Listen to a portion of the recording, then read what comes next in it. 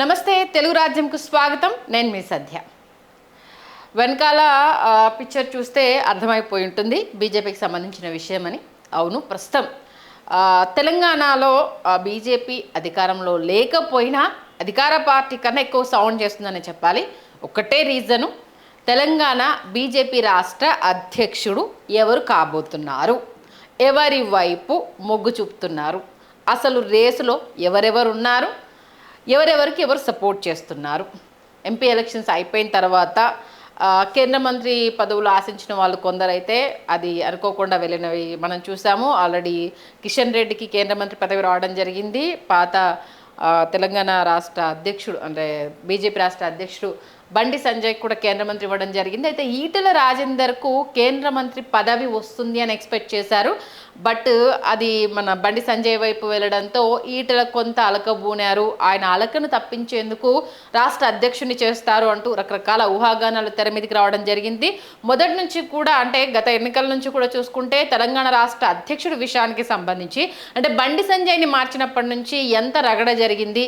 ఈటెల రాజేందర్ వచ్చాక పార్టీలో వర్గ విభేదాలు ఎక్కువైపోయాయి. అధ్యక్షుడి పదవి కోసము చాలా లాబింగ్ చేశారు. అందుకోసమనే బండి సంజయ్ మీద అనేక రకాల కంప్లైంట్ ఇవ్వడం జరిగింది. ఈ నేపథ్యంలో బండి సంజయ్ని పక్కకు పెట్టడము, అయితే బండి సంజయ్ని పక్కన పెట్టిన తర్వాత అప్పుడే ఈటెల రాజేందర్కే తెలంగాణ రాష్ట్ర బీజేపీ పగ్గాలు దక్కుతాయనేసన్న చర్చ కూడా బాగా జరిగింది. కాకపోతే పార్టీలో ఉన్న సీనియర్లు కావచ్చు అసలు ఎలా ఆయనకి ఇస్తారంటూ చర్చ జరిగిన నేపథ్యంలో టీకప్లో తుఫాన్ ఓ రేంజ్లో చెలరేగింది. దాన్ని సద్దుమరిగించేందుకు ఇప్పుడు అనవసరంగా వచ్చిన వాళ్ళకి ఇవ్వడము, ఇప్పుడు బండి సంజయ్ని తప్పించిన దానికి మళ్ళీ సమాధానం చెప్పడం ఇవన్నీ ఉంటాయి. కాబట్టి ఇదంతా ఎందుకు, కిషన్ రెడ్డికి అప్పచెప్పేద్దాము అనేసి అని అప్పటి ఏంటిది పెద్ద దుమారం రేగిన అంశాన్ని చాలా కూల్గా తప్పించేసి బండి సంజయ్కి అప్పచెప్పారు. బండి సంజయ్ సారథ్యంలో అసెంబ్లీకి అలాగే ఎంపీ ఎలక్షన్స్కి వెళ్ళిన విషయం తెలిసిందే.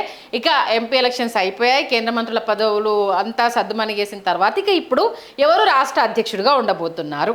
ప్రధానంగా అయితే ఈటెల రాజేందర్ వైపే అందరూ అనుకున్నారు. ఈవెన్ మీడియాలో వచ్చిన కథనాలు గత 2-3 వారాల నుంచి కూడా ఆల్మోస్ట్ ఇదే చర్చ ఎవరు ఉంటారు. ఇక 2 వీక్స్ నుంచి అయితే పీక్స్లో జరుగుతుంది. బట్ ఈ మధ్యకాలంలో చూసుకుంటే గత 2-3 రోజులుగా అయితే ఈటెల రాజేందర్ చాలా సైలెంట్ అయిపోయారు. ఇక బీజేపీ రాష్ట్ర అధ్యక్ష పదవి పగ్గాలు తనకు రావేమో అన్న కంక్లూజన్కి వచ్చారేమో అని ఇంకో చర్చ జరుగుతోంది. ఎందుకంటే రాజాసింగ్ వర్సెస్ ఈటెల రాజేందర్ అనేది ఏ రేంజ్లో జరిగిందో మనకు తెలిసిందే. అంటే బీజేపీ రాష్ట్ర అధ్యక్షుడు అవ్వాలనుకునే వాళ్ళు దేశం కోసం, ధర్మం కోసము, రాష్ట్రం కోసము ఎలాంటి పోరుకైనా సిద్ధంగా ఉండాలి. అలా ఉండే వాళ్ళనే ఎన్నుకోవాలి, అలా ఫైట్ చేసే వాళ్ళని అగ్రెసివ్గా ఉండే వాళ్ళనే రాష్ట్ర అధ్యక్షుడిగా మనం నియమించుకోవాలి అంటూ కూడా అంటే ఆ లక్షణాలని నాలో ఉన్నాయనేసి అంటూ చెప్పక ఆయన చెప్పడము. ఈ వెంటనే ఇది రాగానే పేరు చెప్పకుండా ఒక ఆయన చెప్పాడు ఫైటర్ కావాలనేసి అని అన్నాడు. ఓకే, ఒప్పుకుందాం. ఎట్లాంటి ఫైటర్ కావాలి? స్ట్రీట్ ఫైటర్ కావాలనా, లేకపోతే ఎదురొడ్డి నిలబడే అంటే ఎట్లాంటి సిచ్యువేషన్ హ్యాండిల్ చేసేటోడు కావాలనా, ఎట్లుండేటోడు కావాలనేది కూడా చెప్పాలి కదా అంటూ కూడా ఇమీడియట్గా ఈటెల రాజేందర్ రియాక్ట్ అయిపోయాడు. 3 సీఎంలతో కొట్లాడిన చరిత్ర నాకున్నది. పార్టీలో నాకు అక్కడ మినిస్టర్ పదవి ఉంటే వదులుకొని వచ్చి నిలబడి ఏంటిది ఎమ్మెల్యే పదవికి రాజీనామా చేసి మళ్ళీ ఎలక్షన్స్లోకి వెళ్ళి నెగ్గి చూపించిన చరిత్ర నాది. ఎక్కడ తలొగ్గిన పరిస్థితులు కావచ్చు, తలొగ్గే అవసరం వస్తే చూడదో అన్నట్టు బిహేవ్ చేస్తే తప్పితే అదర్వైజ్ సలాం కొట్టే నేతృత్వం నాది కాదు అంటూ కూడా చాలా గట్టిగానే కౌంటర్ ఇవ్వడం జరిగింది. ఈ డిస్కషన్ నడుస్తుండగానే ప్రస్తుతం బీజేపీలో 2 వర్గాలు ఏర్పడినట్టు తెలుస్తుంది. అంటే ఒకరికి మద్దతు ఇచ్చేవాళ్ళంటే ఎవరి మద్దతును వాళ్ళు కూడగట్టుకునే ప్రయత్నం చేస్తున్నారు. దీంతోపాటు మరో 2 ఎంపీలు కూడా రేస్లోకి రావడం జరిగింది. దాంట్లో ప్రముఖంగా అయితే అరవింద్ పేరు వినిపిస్తుంది. బట్ అరవింద్కి ఇచ్చే ఛాన్స్ లేదంటూ కూడా పార్టీలో ఉన్న కొందరు నేతలు చాలా క్లియర్ కట్గా చెప్పడం జరిగింది. ఎందుకంటే అరవింద్ హ్యాండిల్ చేయలేడు, ఆయన ఎవరితోటి అంత సఖ్యతగా ఉండడు, అది కుదరని పని అన్న వాదనను చాలామంది తెర మీద తీసుకురావడం జరిగింది.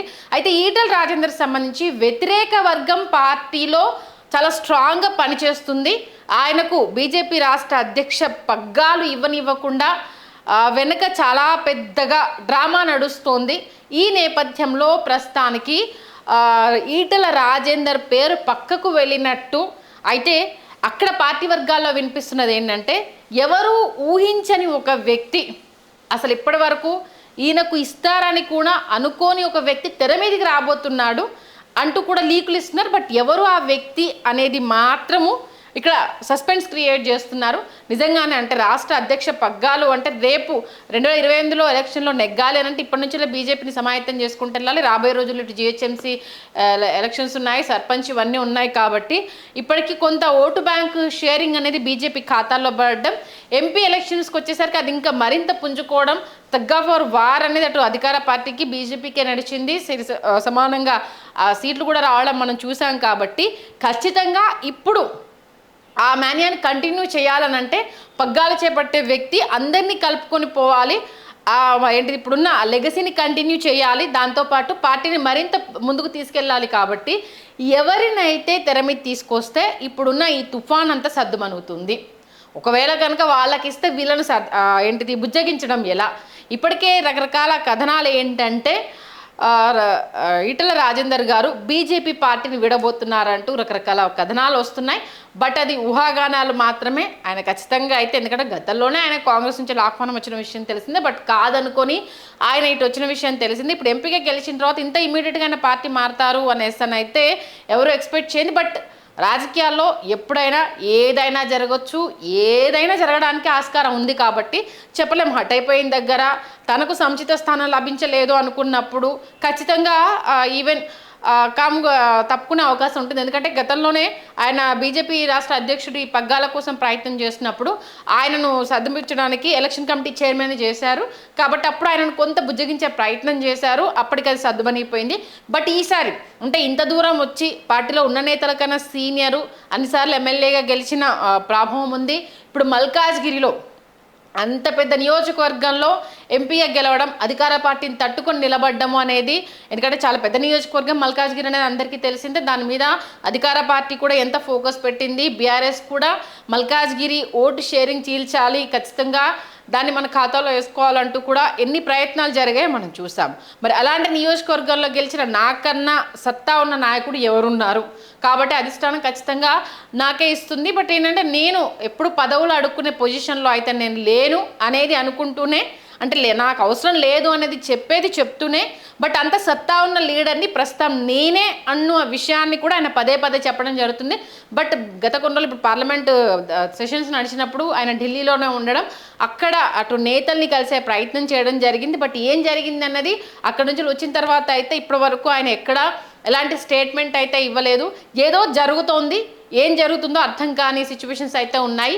మరి ఎవరు కాబోతున్నారు తెలంగాణ బీజేపీ అధ్యక్షుడు అనేది, ఇన్ కేస్ ఈటెల రాజేందర్ కాకపోతే నిజంగానే సర్దుకొని పార్టీలో ఇమడగలుగుతారా? లేదు, ఇప్పటికే ఆయన ఉన్న పార్టీ నేతలతో కొందరితో ఇమడలేకపోతున్నారు, ఆయన సర్దుకోలేకపోతున్నారన్న వార్త కూడా స్ప్రెడ్ అయింది. మరి ఎంతవరకు నిజం అనేది అయితే, అంటే అధ్యక్ష పగ్గాలు ఆయనకు వస్తే ఓకే గుడ్, ఇంకా ఏం ప్రాబ్లం లేదు, స్మూత్గానే వెళ్ళిపోతుంది. ఇన్ కేస్ ఆయనకు రాకపోతే మాత్రము ఏం జరుగుతుందన్న ఉత్కంఠ అయితే కంటిన్యూ అవుతుంది. ఉంటారా మరి వెళ్తారా? ఉంటే ఎలాంటి సిచ్యువేషన్స్ ఫేస్ చేయాల్సి వస్తుంది, ఉన్న వాళ్ళని ఎలా కలుపుకొని పోతారు? వెళ్ళిపోతే ఇంకో ఆప్షన్ కాంగ్రెస్ పార్టీయే కాబట్టి మరి అటువైపు వెళ్ళే ఛాన్స్, అంటే ఇక్కడ దానికన్నా అది పెద్ద సముద్రం. ఇప్పటికే ఉన్న వాళ్ళకు సంబంధించి రకరకాల డిస్కషన్స్ అవన్నీ నడుస్తున్నాయి కాబట్టి మరి ఈయన వెళ్ళిన తర్వాత అక్కడ ఎలా ఉండే అవకాశం ఉంది, రకరకాల క్వశ్చన్స్ అయితే కళ్ళ ముందు కనిపిస్తున్నాయి. బట్ ఇప్పుడైతే ఆషాఢం అయితే బ్రేక్ వేసిందనే చెప్పాలి. ఎందుకంటే ఆషాఢంలో ఎలాంటి ఇవి పెట్టడానికి ముందుండరు, ఓన్లీ బోనాలు మాత్రమే జరుగుతాయి. శుభకార్యాలకు శుభకార్యాలు ఏవి ఆషాఢంలో చేయరు కాబట్టి ప్రస్తుతానికైతే ఈ ఆషాఢ మాసం వచ్చి ప్రస్తుతం ఈ అధ్యక్ష రేసుకి కొంత బ్రేక్ పడిందనే చెప్పాలి. మరి అంటే ఇప్పుడు బ్రేక్ పడినా ఎప్పుడో ఒకసారి అయితే ఖచ్చితంగా ఒకరినైతే నిలబెట్టాల్సిన ఏంటిది విషయం అయితే మనందరికీ తెలిసిందే, అది ఖచ్చితంగా మ్యాండేటరీ కాబట్టి మరి అప్పటికి ఎలాంటి డెసిషన్ తీసుకుంటుంది అనేది మాత్రము తెర మీద చూడాలి. Please do subscribe to Telugu Rajyam channel. Please do subscribe to Telugu Rajyam channel. Please do subscribe to Telugu Rajyam channel. Hi అండి, నేను మీ ఆర్పీని, నెల్లూరు పెద్దారెడ్డి చేపల పులుసు ఓనర్ని. మీరు తెలుగు రాజ్యం అనే ఈ యూట్యూబ్ ఛానల్ సబ్స్క్రైబ్ చేసుకుని మంచి మంచి వీడియోలతో వస్తారు. Thank you so much. Hi people, I'm Sonakshi Verma and you please watch Telugu Rajyam and please subscribe to the channel.